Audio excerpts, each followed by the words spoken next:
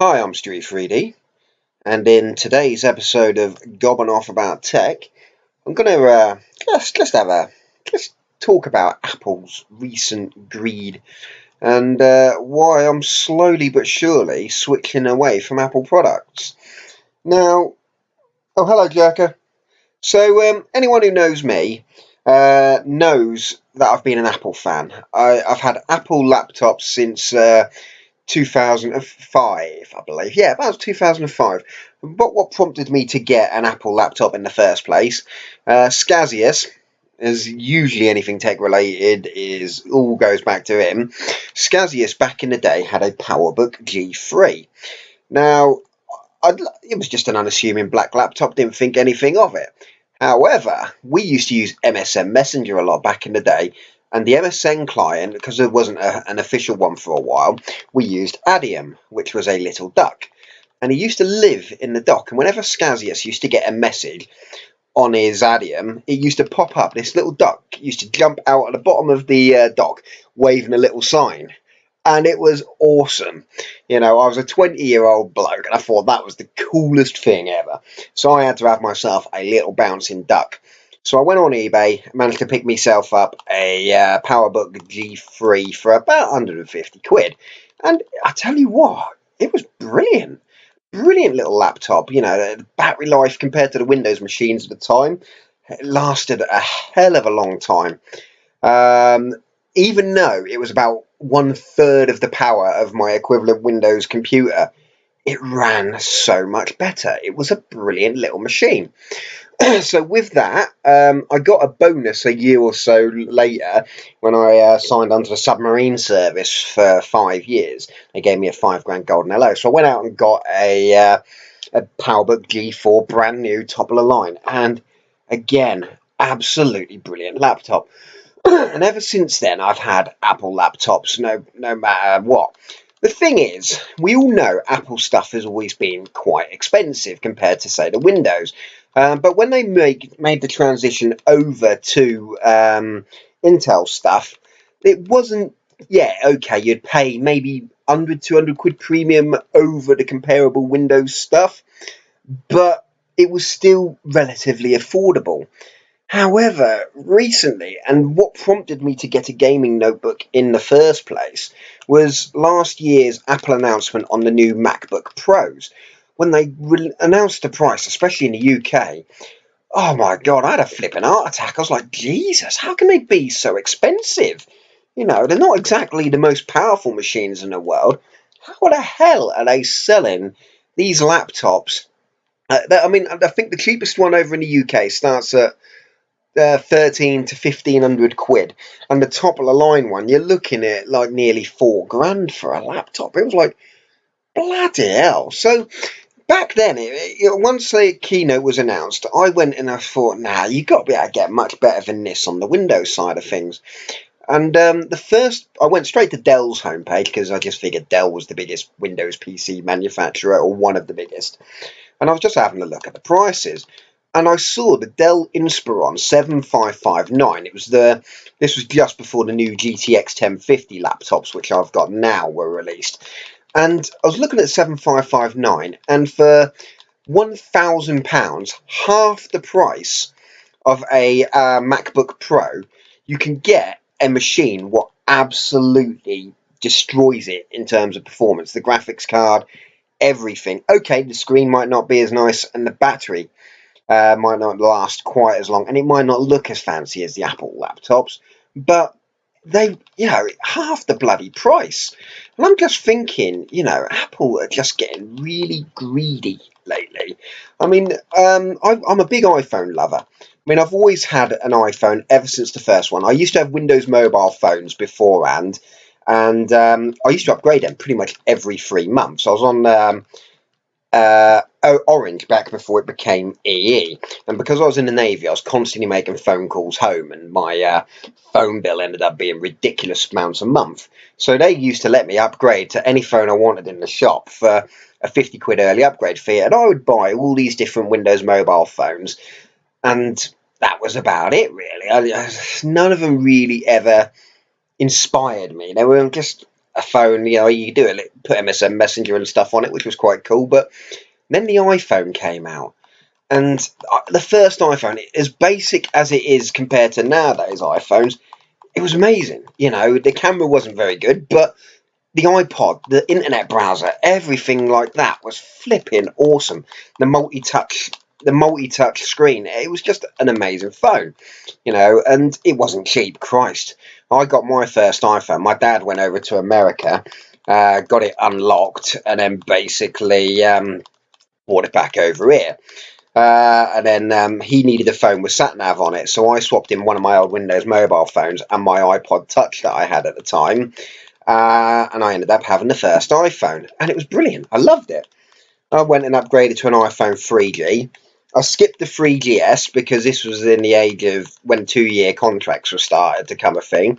So I skipped the 3GS and then moved on to the iPhone 4. The iPhone 4 was probably, I would say the 4S, but the iPhone 4 and the 4S were probably Apple's best phones. Had the 4, got the 4S because I broke the 4, skipped the entire 5 series, then moved to the iPhone 6, and then that's when Apple's build quality started to go down. I mean, I had an iPhone 6, and yeah, I had it in a case. I don't wear skinny jeans, and the thing that has done its best impression of a banana, and I don't. Apple's warranty were just like, nah, Ben, it's your fault. The insurance company I had at the time through O2 were like, nah, it's Apple's problem because it's Ben Gates. So I ended up getting stuck with a knackered iPhone 6, and I had to sort of put up with it until O2 offered me an early upgrade to the iPhone 6S before just before the 7 came out. And to be honest with you, I've got the 6S Plus now, and it's a good phone. It's what the 6 should have been. But now, when the iPhone 7 came out, I saw the prices of them, and I thought, Christ, that is well expensive. Because the comparable iPhone 7 to the 6S Plus is well over 100 quid more. And I'm just thinking, man, that is ridiculous. And seeing the rumours of the new iPhone 8 coming out, it's going to start at $1,000. $1,000 for an iPhone. Let's face it, with Apple's amazing pound to dollar conversion rate, that's going to be a £1,000 phone. And I'm thinking, yeah, £1,000 for a phone, is that really worth it? When you can get now, OnePlus, companies like OnePlus have come along, Motorola have come along, and they've released low-cost handsets, which actually do quite a bit. And I'm thinking about it. My contract's not due up until May next year. I'm sort of right in the middle of iPhone cycles. And I'm thinking, to be honest with you, if it weren't for the fact that the sealed-in battery of my iPhone 6S is going to be knackered by the time I have to upgrade. I mean, it's already starting to show signs that its life isn't as good as it was, and it's only a year old. But, if I was, yeah, when I go to upgrade next year, I'm seriously considering not buying an iPhone. I mean, as I said, I've moved away from Apple Mac laptops when I got the Omen, and I tell you what, I haven't looked back. I mean, a lot of people are going to slate me for this, but I think Windows 10, in some ways, is better than Mac OS 10. Realistically, I've looked at Mac OS 10, and I've been on Mac OS 10 since 10.4 days, 10.4 Tiger. And I look at it, and it's basically the same system. Yeah, it's got some new fancy things like, what do they call it? Flipping, it has a feature I very rarely use. Handoff, that's it, where you can open your app on the phone and then it opens on the laptop, and it's got a few nifty features like that, but realistically it's largely the same operating system. It looks and feels the same as it did back in the 10.4 days. It had a nice lick of polish when they released which was it, Yosemite, when it became all transparent and iOS looking, but realistically it doesn't. It's the same system. Now, don't get me wrong, some people will think that's a good thing, but I don't know, I like Windows 10 in the fact that it looks and feels modern. Now, I never used Windows 8, but I hear that was absolutely dreadful and everyone hated that. But I like Windows 10 in the fact that I like the start menu. I like the fact that I can pin a few tiles which have the live information. So, like my emails. So I've got a live tile, and whenever I open the start menu, it'll just say, right, you've got 2 emails. They're from Amazon, just advertising me some crap. Okay, I can ignore them. And I like having that information at the glance. On OS 10, literally you get an indicator like 1 or 2 next to the mail app. You still have to open it to see, what kind of mail it is and whether it's actually important enough to warrant opening the mail app. And to be honest with you, as I said, Windows 10 gets a lot of hate because, let's face it, it's effectively spyware. But Mac OS 10's basically been the same for a while now anyway, especially since they've added Siri into it. It's it tracks exactly the same stuff as bloody Microsoft does. The only thing Apple is better for, but even recently it's not that much better, is security. But OS 10 hasn't been immune from viruses. There's been some, even recently, if you downloaded a popular movie encoder app called Handbrake, which a lot of people use to rip DVDs for iPods and stuff, if you downloaded that recently, there was a 50-50 chance that you were going to get a virus for OS 10. So, yeah, I don't know. And I don't know where I'm going with this. It's sort of a bit of a rant. But, yeah, I just think Apple have really taken the piss a bit, to be honest with you. I mean, as I said, they're charging arm and a leg for these laptops, take all the legacy ports that you might actually need from it, and they haven't even put so much as a little bloody adapter in. They expect you to pay $50 extra for an adapter, just so you can plug your damn phone into it. I mean, what the hell's that all about? I mean, it's just absolutely ridiculous. And, yeah, and as I said, I just think £1,000 for a new phone is just a bit of a joke, to be honest with you. I mean, let's face it, £1,000. Let's look at what you can get for £1,000. So a OnePlus 3T currently is about 450 quid at the moment. So if you wanted a high-end spec phone, you go for a OnePlus 3T. Decent camera, decent specs. It is a flagship phone. So that's what, 450 quid. You could get a PS4 for what, about 250 with a game? And you can get a TV for about 250 quid. So you've got a phone, a PS4, and a TV for the same price as a phone. Or if you wanted to, you could buy, I don't know, a Motorola G for 200 quid, and then get an 800 quid HP Omen, a laptop, a bloody powerful laptop, and a phone for the same price as a phone. And yeah, the other thing is as well, if you got a OnePlus 3T or whatever, you could break that and go out and buy another one, and it would still cost you less than the bloody iPhone.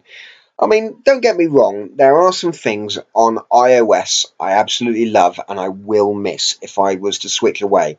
So I use AirPlay on a daily basis. I love being able to stream over to my various devices. I've got Apple TV, I've got a couple of third-party AirPlay receivers on various speakers around the house. And I do like AirPlay. I do use AirPlay a lot. But I've even heard there's rumours that Apple they're not discontinuing it, but they're not going to be working on it anymore. They're just not going to. It's going to be another one of those things that Apple have got, which, like their routers and stuff, they've discontinued them. They're still selling, but they're not really making them anymore. And it's going to be a feature that's going to go, I think. I mean, don't get me wrong, Android has DLNA, but the problem with that is, unlike iOS, where it puts the audio out as a constant stream and all the device has to do is just play it, the iPhone does all of the heavy lifting, which means you can play DRM content over it. DLNA doesn't work like that, so yeah, it's not as good as AirPlay. I would miss the iCloud backup. I mean, to the point where, as I said, I like the fact that, I plug in my phone at night, it backs itself up, and basically that is it. And and it's saved my skin on many of occasions, especially because I like playing with Apple beta software. Having an iCloud backup which I can restore from has been pretty awesome. And likewise, if I go out and buy a new phone, I just put my username and password in, wait a couple of hours, and it's like I've never got a new phone. It's just brilliant. And what else is there? iPhoto, the iCloud photos, having that automatically optimize the space on my phone, that's also pretty decent. But are they features what are going to be worth a £500 to £600 premium over, say, something like the OnePlus 3T? And I don't know. I mean, it's going to be a really difficult decision when I do go to upgrade. I mean, to be honest with you, if it weren't for the fact that the battery is likely to be a knackered heap of crap, I'd probably just keep my iPhone 6s Plus. But the battery's going to be knackered heap of crap, and I either try and install a battery myself, which could go completely wrong, or I could take it to the dodgy geezer down the market, and you're likely to get a battery was not even worth the extra money of putting it in anyway. So it's just, I don't know. I'm not sure what I will do in a year, or when in a year when my phone is due up. I mean, I am very tempted. I mean, Android has come a long way, but there are things what do put me off about Android. The big one is having to go through an entire committee to get something as simple as a security update. Google release a security update every month, but if you've got an Android phone, it then has to go right. Google then release it to Qualcomm, who then release it to Samsung, who then release it to your mobile network, who then bloody release it to eventually release it to you. So you finally get the security update about 6 months too late. Whereas with iOS, an update comes out and it's just there, it's down. But then again, there have been occasions where having super speedy iOS updates has caused problems. I recall, was it 10 or was it 9 when that first came out? It bricked people's phones. They were having to take them to the Apple store to get them fixed. So there is an occasion where having to go through a committee for a software update is actually a pretty good idea, but I don't know. I mean, I know with Android phones you can root them and install your own operating system. And in fact, I had to do that on my Windows mobile phones to get the updates back in the day. But I just don't know. I really don't know. I just think £1,000 for an iPhone 8 is going to be just stupid money. And Apple are just rinsing people. And ever since I'm not saying Steve Jobs was a saint or whatever, but ever since Tim Cook took over, Apple's quality has gone down big time. I've got a mid 2012 Mac. My Mac laptops have been brilliant through the years. I had a white polycarbonate MacBook and it looked like it had been to war. It had holes in it. It was knackered, but I had that thing for like 7 years, and then then the hard drive finally died in it. And to be honest with you, I could have replaced the hard drive for 50 quid and had no problems at all. But in the end, I just got a new MacBook Pro. Oh, the MacBook Pro has probably been the worst laptop I've ever had. I mean, don't get me wrong, it's a nice laptop in terms of looks and feel, but the build quality on it is shonky as hell. Put it this way, about a year or so after, well, the DVD rewriter drive hasn't worked in, well, God knows how long. It's just not working at all. You put a disc in and it spits it straight out. And then about a year and a half after I got it, it just suddenly wouldn't start. It wouldn't boot. It wouldn't do anything. It was just going ridiculously slow. And I thought, oh great, the hard drive's on its way out. And when I put a new hard drive in it, and I was like, wait a minute, it's still having the same problem. And it turned out the ribbon cable, which connects the hard drive to the motherboard, was the culprit. But what's more annoying is Apple knew that was a weak spot ever since the 2009 MacBook Pros, and yet it was still having the same issue on the 2012 model. So luckily I'm all right at dismantling computers and putting them back together. So I had to get this new ribbon cable for my MacBook. And to be honest with you, the status indicator LED's not been working ever since I've replaced it. But yeah, it's been once I've fixed it and it's been okay since. But when I opened it, now bear in mind this MacBook's never left the house, but when I opened it, it looked like I'd taken it to the beach, buried it, left it a week, come back, dug it up, and then the amount of junk and crap that was in it, it was just like, ugh. Really? And what happened was, where the grit had got in it, it had eaten away at the ribbon cable, put little pits in it. And basically, where the ribbon cable was so thin, the pits had caused it to short out, and therefore the hard drive stopped working, and that was the issue. So yeah, I went and bought a whole new hard drive for no reason.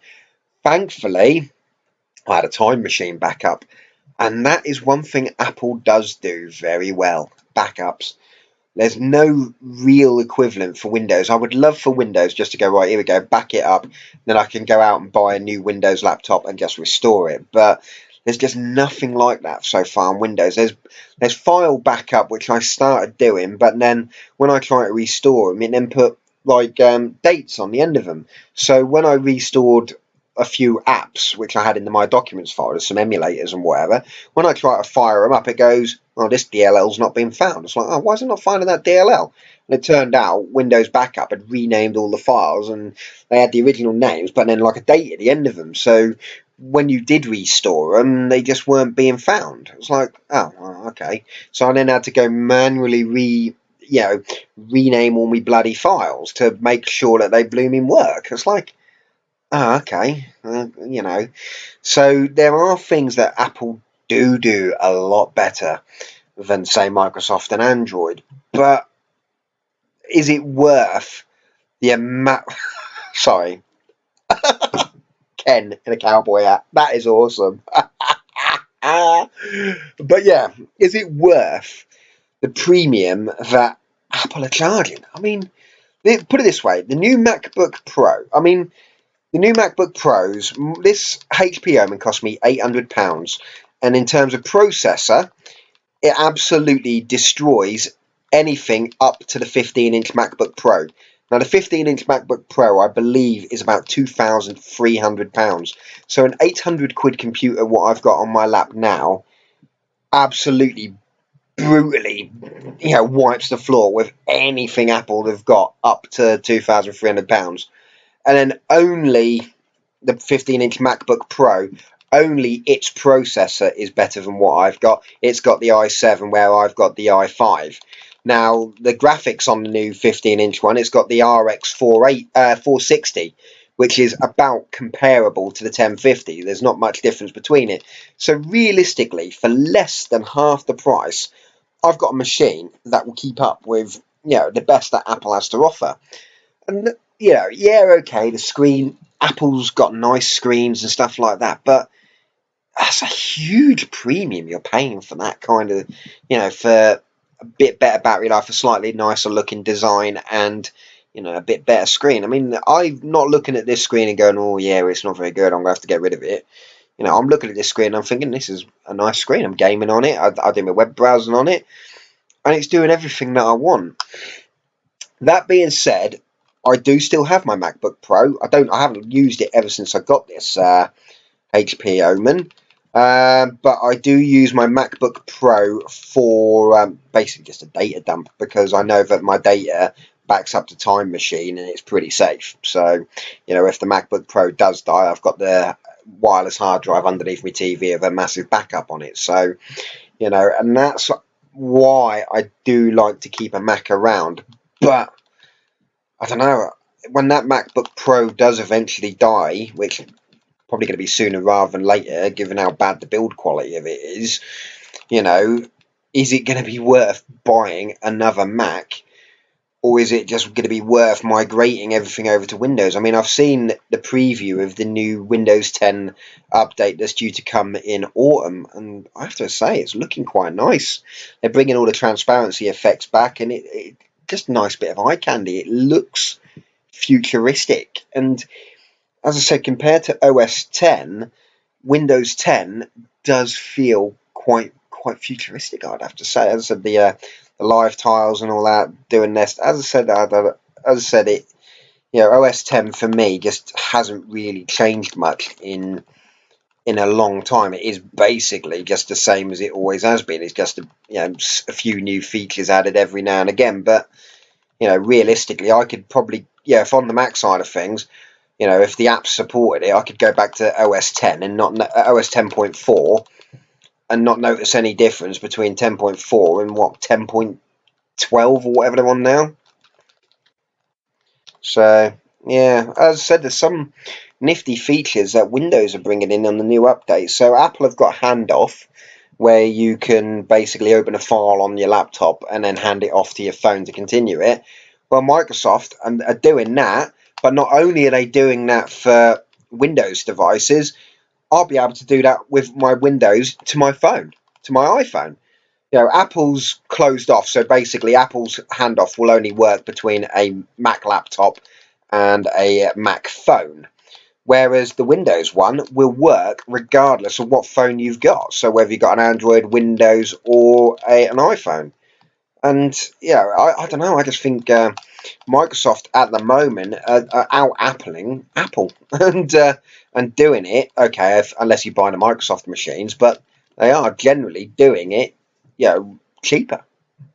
Okay, yes, you're talking about the third-party machines. Microsoft Surface machines, they're probably about as expensive as Apple machines, but yeah, I don't know. I just think Apple have just got greedy lately. I mean, don't get me wrong, they've never been known for their cheap products, but Apple products you generally paid a premium for. They were like expensive cars, really. It was like buying either a BMW over a Ford Mondeo. The BMW, yes, it cost more, but it felt more luxurious to drive, and then when you go to sell them off in the future, you'd get more money back for them, and that was always the case with Apple. But now, as I said, having an iPhone 6 that now does an impression of a banana, which has failed in such a fantastic way, it's just ridiculous. The mid 2012 MacBook Pro, which has also failed and had to have been repaired within quite short space of time. Apple are charging stupid money for products what are not lasting. And, is it planned obsolescence? Probably. That's what the cynic in me thinks. Well, in the minute break, they want you to buy new stuff. But, yeah, I don't know. It's just... And look, as I said, thinking about Apple's greed as well, the whole made for iPhone program, that annoys the hell out of me as well. Like, if I wanted a controller for an iPhone to play my games on my phone, I have to get a specific one made for iPhone. But to get a made for iPhone certification, it's not allowed to work with anything else. Now, I'll use Mad Catz as an example. I bought a control pad for the PC called the CTR-LR. It was a nasty controller, but for the PC and Android, the CTR-LR was 40 quid, and it worked with pretty much everything apart from iOS devices. Now, Mad Catz released exactly the same controller, just called the CTR-LI. It was 10 quid more, but only worked with iPhones. It was okay, and it's because Apple charge them an arm and a leg to license the damn thing to work on iPhones, and it's just stupid, really. I mean, if I went for an Android phone, I could pair a DualShock 4 up to it, and then use that as a controller. I don't have to go spend more money, and I don't know. There's a lot of things Apple doing lately that are just really putting me off, and I think I've only just opened my eyes to it. Really, I've been a blind Apple fan for absolutely years. I've always sort of taken what they've given me and gone, oh yeah, it's brilliant. But it's taken Apple's recent price hikes to really make me open my eyes. As I said, if it weren't for Apple massively coming out and inflating the prices of their MacBooks, I would have never looked at Windows laptops in the first place, and then I would have never have got the Omen. And I love the Omen. I think it's been a brilliant laptop, especially for 800 quid. 800 quid can't even get you Apple laptop now. It's ridiculous. The cheapest Apple laptop is, 950? And that's a laptop based on 2-3-year-old low-end specs anyway. I mean, it's just ridiculous. I mean, they kept my mid-2012 MacBook Pro around for years and were charging $1,000 for it, and that's 2012 specs. I mean, they only discontinued that thing last year. They kept it around for 4 years and kept the price at 2012's prices. So, we're going to charge you £1,000 for a laptop with 4-year-old specs in it. And it's just crap like that which is really, really putting me off. I mean, that being said, next year I might come and O2 might go, here you go, you can have an iPhone 8 for however much a month, and I might just be like, yeah, okay, I'll do it. just because I'm too lazy to move. That's the problem. That's the other thing, isn't it? Moving from operating system is moving all your stuff across. Relearning it. Can you really be bothered with it? I mean, and the fact that I do like Apple's security. A lot of people criticise the walled garden, but at least with an iPhone, you can go on pretty much any website you want, even the slightly nefarious ones. The ones I'm on about for your dirty content. Knowing that all the pop-up adverts and crap can't be doing anything in the background of your phone because it's sandboxed. It can't run anything other than stuff in the App Store. So generally your stuff is pretty safe, on an iPhone because it's locked down. And I would, as much as they are expensive, I would recommend them to less tech savvy members of your family. Because let's face it, an infant could use a bloody iPhone. Hell, my 6-year-old girl has an iPad and pretty much knows it inside out. So, that I just think though they are just getting to the point though where they're just too expensive to justify, and that it is sad, really. It is really sad. That being said, though, not all iOS devices are stupidly expensive. I mean, the new iPad came out at 330 quid, and that's quite reasonable. But as I said, the rumoured price of £1,000 for an iPhone 8, and they're saying it's because certain components are going to cost more. And they did a price breakdown of one component. I think it's the Force touch screen, the bit what gives you the right click. And they're saying that part is going to cost Apple like a whole £7 per phone extra. It's like £7. It's not as if Apple don't make a massive margin on all their phones.